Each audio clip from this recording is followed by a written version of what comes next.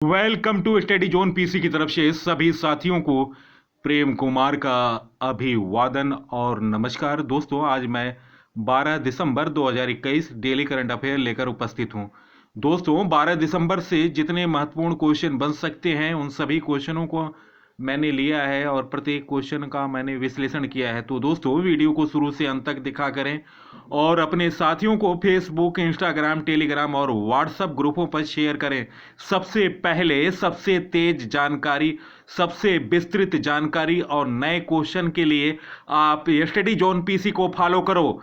तो दोस्तों, वीडियो को शुरू करने से पहले मैं उन साथियों से गुजारिश कर रहा हूं कि चैनल को सब्सक्राइब कर दें। चैनल का सब्सक्राइब का बटन रेड बटन है, रेड बटन पर क्लिक करें और बगल वाली बेल आइकन पर क्लिक करें, जिससे मेरे आने वाले तमाम वीडियो का नोटिफिकेशन मिल सकेगा। सबसे पहले तेज जानकारी के लिए आप स्टडी जोन पीसी को देखें और अपने साथियों को सजेस्ट करें वीडियो देखने में। फर्स्ट क्वेश्चन, हाल में देश के किस राज्य में बर्ड फ्लू के मामले मिले हैं? दोस्तों, निम्न ऑप्शनों में ऑप्शन ए केरल इस प्रश्न का सही उत्तर है। दोस्तों, देश में कोरोना वायरस का ओमिक्रॉन वेरिएंट तेजी से फैल रहा है। इस बीच केरल में बर्ड फ्लू ने चिंता बढ़ा दी। राष्ट्रीय उच्च सुरक्षा पशु रोग संस्थान भोपाल को भेजे गए नमूनों में H5N1 इन्फ्लुएंजा यानी बर्ड फ्लू की पुष्टि हुई। इसके बाद प्रशासन ने केरल के आलपुझा जिले में अलर्ट जारी किया। साथ ही सभी से बर्ड फ्लू को लेकर सतर्क रहने की अपील की। दरअसल पिछले हफ्ते जिले में कई बत्तखों और स्थानीय पक्षियों की मौत हो गई। इस बार पशु चिकित्सा विभाग ने बर्ड फ्लू की आशंका जताई थी और सैंपल लेकर भोपाल भेजे गए थे। दोस्तों, केरल के बारे में जानकारी, केरल का गठन 1 नवंबर 1956 में हुआ। साक्षरता 94.00% है। लिंगानुपात 1084। राजधानी है तिरुवनंतपुरम। मुख्यमंत्री हैं पिनाराई विजयन। गवर्नर हैं आरिफ मोहम्मद खान। लोकसभा की 20 सीट है, राज्यसभा की 9 सीट, विधानसभा की 140 सीट। जिलों की संख्या केरल में 14 है। मुख्य न्यायाधीश हैं एस मणिकुमार। राजकीय पशु है हाथी। राजकीय पक्षी है धनेश ग्रेट हॉर्नबिल। राजकीय वृक्ष है नारियल। राजकीय फूल है अमलतास। राजकीय फल है कटहल। राजकीय मछली है ग्रीन क्रोमाइड। शास्त्रीय नृत्य है कथकली तथा मोहिनी अट्टम। नेशनल पार्क है Anamudi 16 national park, Eravikulam national park, Periyar national park, silent valley national park तथा पंबादुम नेशनल पार्क। बांध हैं केरल में मल्ला पेरियार बांध, इदुक्की बांध पेरियार नदी पर है तथा वंसुरा सागर बांध काबनी नदी पर है। नेक्स्ट क्वेश्चन, सरयू नहर परियोजना का लोकार्पण किसने किया? दोस्तों, निम्न ऑप्शनों में ऑप्शन ए नरेंद्र मोदी इस प्रश्न का सही उत्तर है। उत्तर प्रदेश के अवध क्षेत्र में बीते 4 दशकों से लंबित चली आ रही सरयू नहर परियोजना आखिर बनकर तैयार हो गई। सरयू नहर परियोजना का लोकार्पण प्रधानमंत्री के हाथ आज बलरामपुर जिले में हुआ।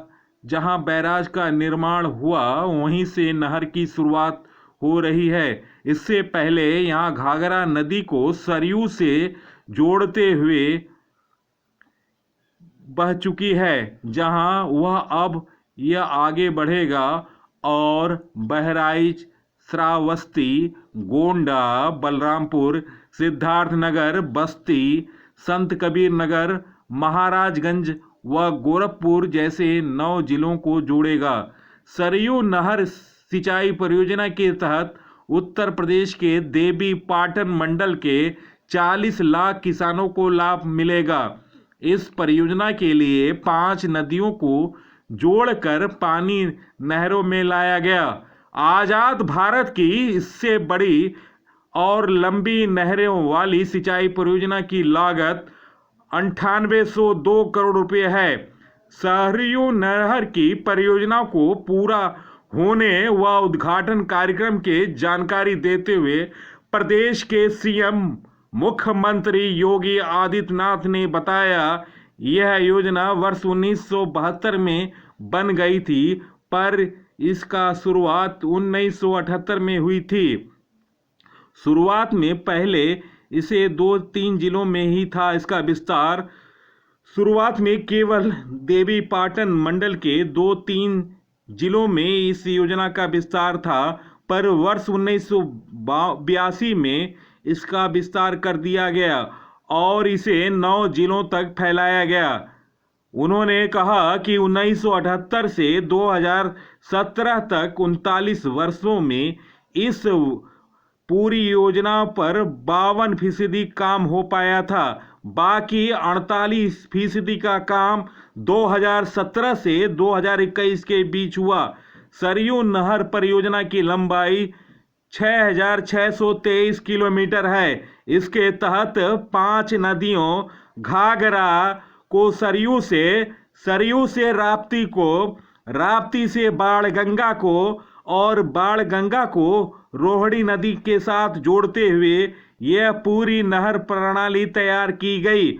मुख्यमंत्री ने कहा, यह परियोजना नदी जोड़ो अभियान का बेहतरीन उदाहरण है। साथ ही पूर्वी उत्तर प्रदेश के 9 जिलों में 14.5 लाख हेक्टेयर क्षेत्र में खेती करने वाले 30 लाख किसानों को इस योजना से लाभ पहुंचेगा। दोस्तों, मुख्य बातें, 4 दशकों से यह परियोजना लंबित थी। दोस्तों, इसके माध्यम से 14 लाख हेक्टेयर में सिंचाई होगी और इस योजना के तहत 5 नदियों को जोड़ा गया। इसकी लागत 9,802 करोड़ रुपया है। इसकी लागत शुरुआत 1972 में यह योजना बनी थी, लेकिन काम 1978 में शुरू हुआ। दोस्तों, यह प्रश्न बन सकता है कि यह सरयू नहर परियोजना की नहर की लंबाई कितने किलोमीटर है? तो दोस्तों, इसका जवाब होगा 6,623 किलोमीटर। तो दूसरा क्वेश्चन ये बन सकता है कि इस योजना में, सरयू नहर परियोजना में कितनी लागत आई? तो इसका उत्तर है 9,802 करोड़ रुपए। तो दोस्तों, आप मुख्य बातों को नोट डाउन किया करें। नेक्स्ट क्वेश्चन, भारत के युवा भारोत्तोलक जेरेमी लालरिंगा ने राष्ट्रमंडल चैंपियनशिप में कौन सा पदक जीता? दोस्तों, इस क्वेश्चन में ऑप्शन ए इस प्रश्न का सही उत्तर है स्वर्ण पदक। भारत के युवा भारोत्तोलक जेरेमी लालरिंगा ने अपना व्यक्तिगत सर्वश्रेष्ठ प्रदर्शन नहीं किया, लेकिन शुक्रवार को राष्ट्रमंडल चैंपियनशिप में स्वर्ण पदक जीतने में सफल रहे। 2018 के युवा ओलंपिक के स्वर्ण पदक जीतने में वे सफल रहे। 2018 के युवा ओलंपिक के स्वर्ण पदक विजेता भारोत्तोलक ने पुरुषों की 67 किलोग्राम स्पर्धा में कुल 350 किलोग्राम 141 किग्रा प्लस 164 किग्रा का वजन उठाकर पहला स्थान हासिल किया। जेरेमी का व्यक्तिगत सर्वश्रेष्ठ प्रदर्शन 306 किलोग्राम भार उठाने का था। 19 साल के इस भारोत्तोलक ने पोडियम में स्थान हासिल करते हुए स्नेच स्पर्धा में राष्ट्रीय रिकॉर्ड भी बनाया। यह चैंपियनशिप बर्मिंघम में 2022 राष्ट्रमंडल खेलों की क्वालिफाइंग स्पर्धा भी है। नेक्स्ट क्वेश्चन, किस देश के मैग्नस कार्लसन ने विश्व शतरंज चैंपियनशिप का खिताब जीता? दोस्तों, इन ऑप्शनों में ऑप्शन बी नॉर्वे इस प्रश्न का सही उत्तर है। नॉर्वे के शतरंज मास्टर मैग्नस कार्लसन ने फीडे विश्व चैंपियनशिप में शुक्रवार को रूस के यान नेपोम नियामाची को हराकर अपने खिताब की रक्षा किया। कार्लसन ने कई गेम ड्रा होने के बाद नेपामनियाची की गलती का फायदा उठाते हुए जीत दर्ज किया। कार्लसन को इस खिताब पर जीतने पर करीब 2 मिलियन यूरो, करीब 17.13 करोड़ रुपए के इनाम मिले। दोस्तों, फीडे के बारे में जानकारी। फीडे विश्व में जीतने वाले जितने भी शतरंज के खेल होते हैं दोस्तों, उन्हें फीडे रेगुलेट कराता है। दोस्तों, विश्व शतरंज महासंघ की स्थापना 20 जुलाई 1924 में की गई। मुख्यालय लुसाने, स्विट्जरलैंड है। अध्यक्ष हैं आर्कडी डवोरकोविच। दोस्तों, शतरंज अंतर्राष्ट्रीय दिवस मनाया जाता है शतरंज का 20 जुलाई को। सबसे कम उम्र में शतरंज के भारतीय मूल के ग्रैंड मास्टर हैं अभिमन्यु मिश्रा। भारत के प्रथम ग्रैंड मास्टर हैं विश्वनाथ आनंद। पहला राजीव गांधी खेल रत्न पुरस्कार के भी विजेता हैं विश्वनाथ आनंद। दोस्तों, विश्वनाथ आनंद के बारे में महत्वपूर्ण जानकारी। 1987 में जूनियर चैंपियनशिप में इन्होंने पहला एशियाई खिताब जीता था। 1988 में Vishwanath Anand international grand master बने और 1991 में वैश्विक स्तर की पहली प्रतियोगिता भी जीता। 2000, 2007, 2008, 2010 और 2012 में विश्वनाथ आनंद विश्व चैंपियन बने। दोस्तों, उन्हें 1991 में खेल रत्न पुरस्कार और 2008 में पद्म विभूषण पुरस्कार मिला। दोस्तों, इसके अलावा उन्हें 6 बार चेस ऑस्कर अवार्ड भी दिया गया। दोस्तों, शतरंज की और महत्वपूर्ण जानकारी। माइंड मास्टर ऑटोग्राफी के आत्मकथा लिखने वाले हैं माइंड मास्टर के विश्वनाथ आनंद। शतरंज में पहली भारतीय महिला ग्रैंड मास्टर हैं सुब्बा रमन विजयलक्ष्मी। विश्व रैपिड शतरंज चैंपियनशिप जीतने वाली प्रथम भारतीय महिला हैं कोनरू हम्पी। भारत के 68वें ग्रैंड मास्टर हैं अर्जुन कल्याण। 69वें हर्षित राजा। 70वें राजा ऋत्विक। दिल्ली की वंतिका अग्रवाल ने हाल में राष्ट्रीय ऑनलाइन शतरंज का खिताब जीता। एसपी सेतुरैमन भी भारतीय ग्रैंड मास्टर हैं। उन्होंने बार्सिलोना ओपन शतरंज टूर्नामेंट जीता।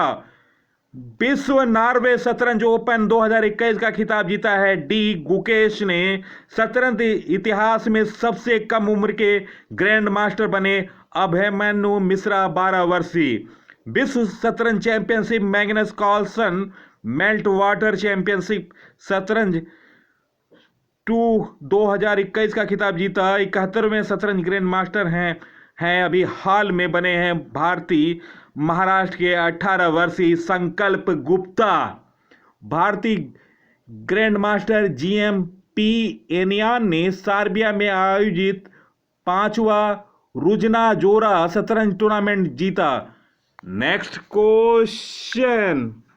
मिस यूनिवर्स 2021 में भारत की तरफ से कौन प्रतिनिधित्व करेगा? दोस्तों, निम्न ऑप्शनों में ऑप्शन डी इस प्रश्न का सही उत्तर है। Harnaaz Sandhu. Model Harnaaz Sandhu miss universe 2021 में भारत का प्रतिनिधित्व करेंगी। 17वां मिस यूनिवर्स प्रतियोगिता दोस्तों इस साल 13 दिसंबर को इजराइल में आयोजित होने जा रहा है। इसमें पिछले साल मैक्सिको की मॉडल एंड्रिया मेजा विजेता बनी थी और इस साल एंड्रिया अपना ताज नई विजेता को पहनाएंगी। तो देखने वाला वक्त ही बताएगा कि इस वर्ष कौन मिस यूनिवर्स बनेगा। मिस यूनिवर्स 2021 में जानी मानी मॉडल हरनाज संधू भारत की तरफ से प्रतिनिधित्व करने जा रही हैं। हरनाज पंजाब के चंडीगढ़ की रहने वाली हैं और बैतौर मॉडल का काम करती हैं। उनकी स्कूली शिक्षा शिवालिक पब्लिक स्कूल चंडीगढ़ से हुई। ग्रेजुएशन भी उन्होंने चंडीगढ़ से की। हरनाज 21 साल की हैं। वह अभी पब्लिक एडमिनिस्ट्रेशन में मास्टर की पढ़ाई कर रही हैं। Next question. हाल में हैदरपुर वेटलैंड को रामसर सूची में शामिल होने के बाद भारत में रामसर साइटों की कुल संख्या कितनी हो गई? दोस्तों, इस प्रश्न का सही उत्तर ऑप्शन सी 47।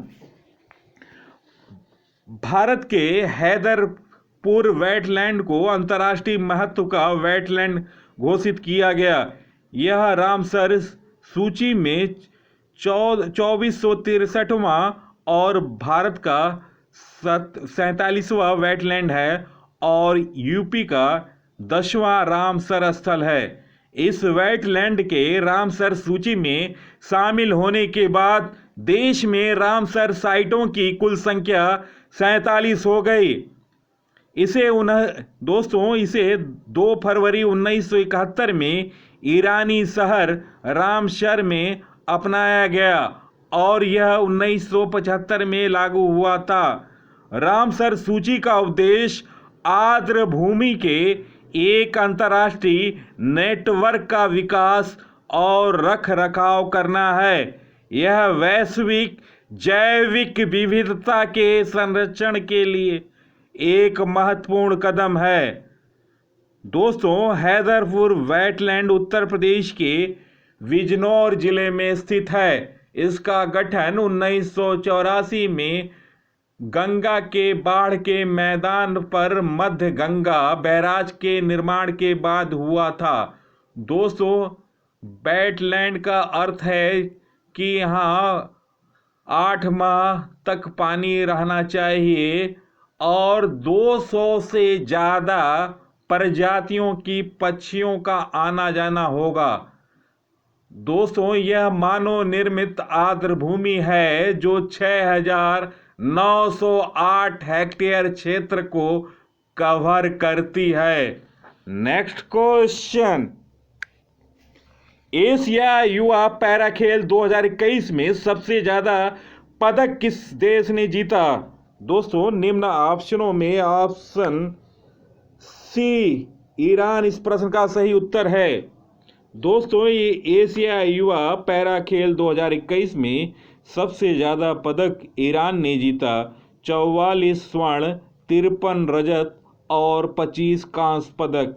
दोस्तों, एशिया युवा पैरा खेल 2021 में टॉप 3 देश ईरान, कुल पदक 122 मेडल। दूसरे नंबर पर Thailand 33 medal.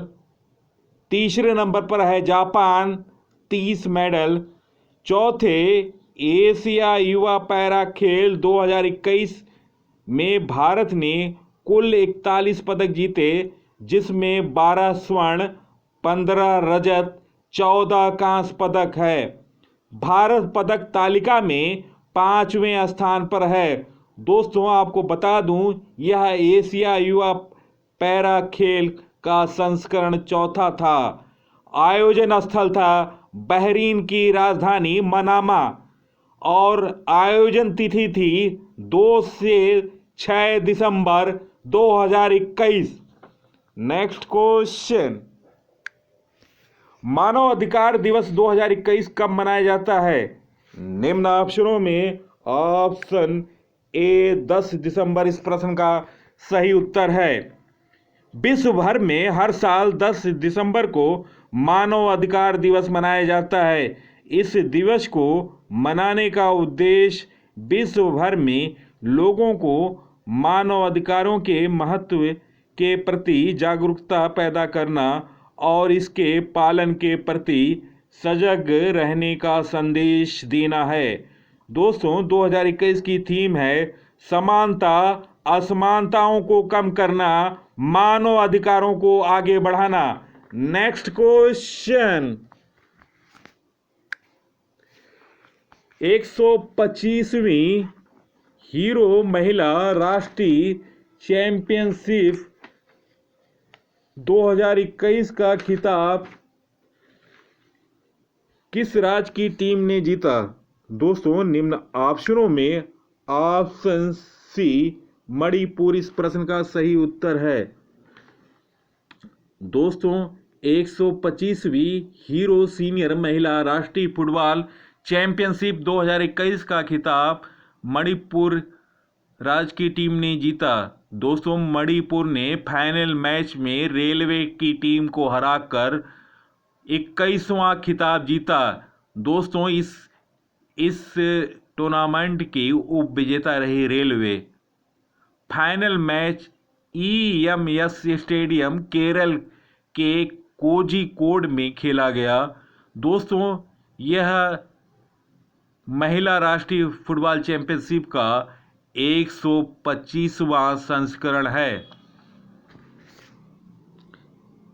Next question, global health security GHS index 2021 में भारत किस स्थान पर रहा?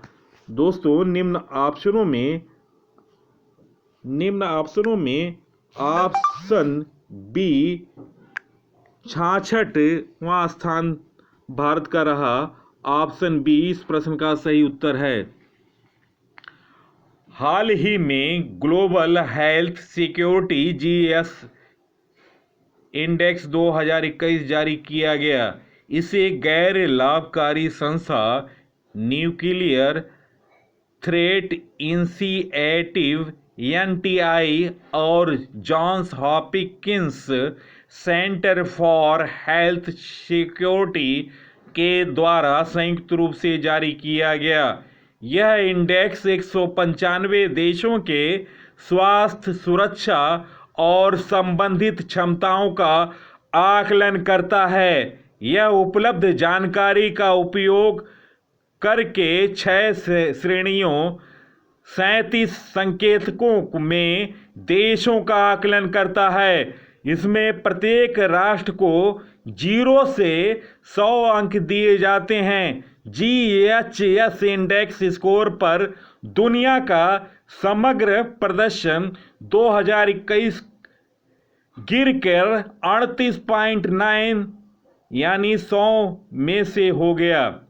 पूरी दुनिया के लिए GHS इंडेक्स 2019 का स्कोर 402 था 40.2 था। संयुक्त राज्य अमेरिका ने 75.9 स्कोर के साथ रैंकिंग में शीर्ष पर अपना स्थान बरकरार रखा। ऑस्ट्रेलिया, फिनलैंड, कनाडा और थाईलैंड ने शीर्ष 5 देशों में अपनी जगह बनाई। भारत 42.8 स्कोर के साथ 66वें स्थान पर है। दोस्तों, वीडियो पसंद आए तो आप लाइक कीजिएगा और अपने साथियों को ज़्यादा से ज़्यादा फेसबुक, इंस्टाग्राम, टेलीग्राम और व्हाट्सएप ग्रुपों पर शेयर करें। नवीनतम जानकारी के लिए, नवीनतम सामान्य ज्ञान के लिए सबसे पहले, सबसे तेज जानकारी और सबसे विस्तृत जानकारी के लिए आप स्टडी जोन PC को फॉलो करो।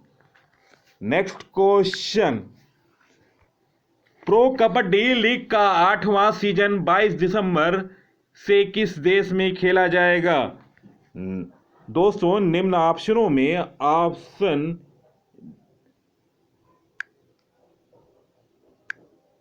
ऑप्शन डी इस प्रश्न का सही उत्तर है। भारत कोरोना महामारी के कारण पिछले 2 साल से लीग का आयोजन नहीं हो पा रहा था, लेकिन इस बार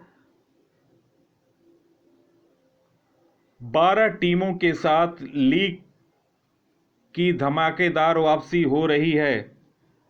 दोस्तों, देश में प्रो कबड्डी का फैंस में जबरदस्त क्रेज है। एक कारण है कि सीजन 8 के लिए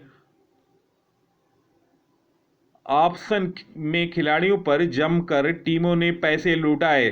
दोस्तों, रेडर प्रदीप नारवाल को यूपी योद्धा ने सबसे अधिक 1.65 करोड़ रुपए की बोली लगाकर अपनी टीम में शामिल किया। इसके अलावा तेलुगु टाइटंस के सिद्धार्थ देसाई को 1.30 करोड़ रुपए में खरीदा गया।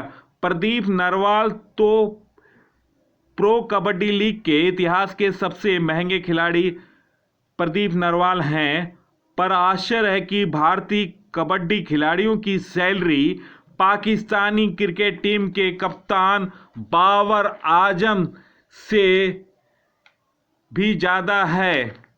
दोस्तों, पाकिस्तान सुपर लीग की franchisee team Karachi super kings की ओर से बाबर आजम को 1.24 करोड़ रुपए मिलता है, जबकि प्रदीप नरवाल को 1.65 करोड़ रुपए और सिद्धार्थ कौल को 1.3 करोड़ रुपए फ्रेंचाइजी टीमों से बतौर सैलरी मिल रही है।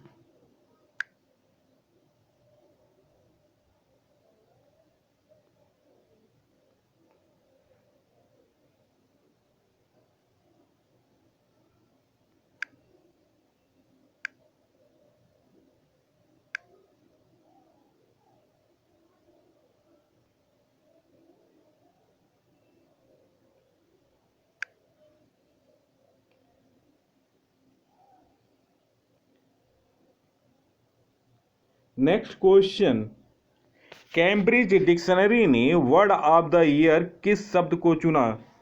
दोस्तों, निम्न ऑप्शनों में ऑप्शन सी परसेवरेंस इस प्रश्न का सही उत्तर है। दोस्तों, यह एक ऐसा शब्द है जो साल भर में की गई चुनौतियों के बावजूद विश्व भर में लोगों की कभी हार न मानने वाली अदम्य इच्छा को दर्शाता है। यह शब्द नासा के मंगल मिशन से प्रेरित था, क्योंकि डेटा से पता चलता है कि दुनिया भर के उपयोगकर्ताओं ने पूरे वर्ष 2,43,000 से अधिक बार ऑनलाइन पर इस शब्द का सर्च किया। नासा के परसेवरेंस रोवर ने 18 फरवरी 2021 को मंगल पर अपनी लास्ट लैंडिंग की थी। यह एक हेलीकॉप्टर पर भी लगा था जिसका नाम इंजीन्यूटी थी। नेक्स्ट क्वेश्चन, विश्व मलेरिया रिपोर्ट 2021 को किसने जारी किया? दोस्तों, निम्न ऑप्शनों में ऑप्शन डी इस प्रश्न का सही उत्तर है, विश्व स्वास्थ्य संगठन। दोस्तों, विश्व स्वास्थ्य संगठन ने हाल में विश्व मलेरिया रिपोर्ट जारी की। यह रिपोर्ट वैश्विक और क्षेत्रीय स्तर पर मलेरिया से संबंधित आंकड़ों एवं समझौता पर व्यापक अपडेट प्रदान करती है, जिसमें इस बीमारी के रोकथाम, निदान, उपचार, उन्मूलन और निगरानी संबंधी जानकारियों को शामिल किया जाता है। इस रिपोर्ट में WHO ने कहा कि मलेरिया से निपटने के वैश्विक प्रयासों को 2020 में कोरोना वायरस बीमारी के कारण नुकसान उठाना पड़ा। इस रिपोर्ट में आगे चेतावनी दी गई, यदि उचित कार्रवाई नहीं की गई तो दुनिया में मलेरिया फिर तेजी से फैल सकता है, विशेष रूप से अफ्रीका के देशों में। नेक्स्ट क्वेश्चन, संध्याक सर्वेक्षण पोत को हाल में किस देश की नौसेना द्वारा लॉन्च किया गया? दोस्तों, निम्न ऑप्शनों में ऑप्शन ए भारत इस प्रश्न का सही उत्तर है। भारतीय नौसेना ने कोलकाता में 4 बड़े सर्वेक्षण जहाज़ों में से पहला पोल संध्याक लॉन्च किया। इन सर्वेक्षण जहाज़ों की प्राथमिक भूमिका बंदरगाहों का पूर्ण पैमाने पर तटीय और गहरे पानी में हाइड्रोग्राफिक सर्वेक्षण करना है। इन जहाज़ों को समुद्र विज्ञान और भूभौतिकी डेटा एकत्र करने और नौवहन मार्गों के निर्धारण के लिए तैनात किया जाएगा। 2018 के रक्षा मंत्रालय और garden reach ship builders and engineers GRSC के बीच 4 सर्वेक्षण जहाजों के निर्माण के अनुबंध पर हस्ताक्षर किए गए थे। दोस्तों, वीडियो देखने पर बहुत बहुत धन्यवाद। नवीनतम जानकारी, नवीनतम सामान्य ज्ञान, सबसे पहले जानकारी, सबसे विस्तृत जानकारी, सबसे नए क्वेश्चन आपको सबसे पहले स्टडी जोन पीसी पर दिखेंगे। तो आप स्टडी जोन पीसी को सब्सक्राइब करें। सब्सक्राइब का बटन रेड बटन है, रेड बटन पर क्लिक करें और बगल वाली बेल आइकन पर क्लिक करें, जिससे मेरे आने वाले तमाम वीडियो का नोटिफिकेशन मिल सके। नमस्कार, धन्यवाद।